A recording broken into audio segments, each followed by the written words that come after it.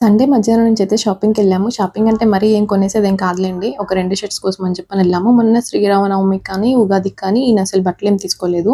ఇంక ఈయన బిజీలో ఈయనున్నారు. ఇంక నేను పెద్దగా పట్టించుకోలే. నాకు పాపకు గూడా నేను ఉన్నవే ఇంక ఏసేసుకున్నామనమాట. ఇంక సరే అని చెప్పని ఇంకా ఆ పని అయిపోయిన తర్వాత మళ్ళీ మేము ఇంటికొచ్చేసాము. ఇంక ఈయన కొంచెం సేపు అట్లా పడుకొని మళ్ళీ ఇంటికెళ్ళిపోయాడనమాట. "నువ్వు రెడీగా ఉండు. నేనొచ్చి తీసుకెళ్తా" అని చెప్పనని.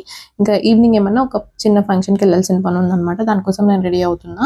పాపని తీసుకెళ్దామా? వద్దా? అని చెప్పని ఆలోచిస్తా ఉన్నాననమాట.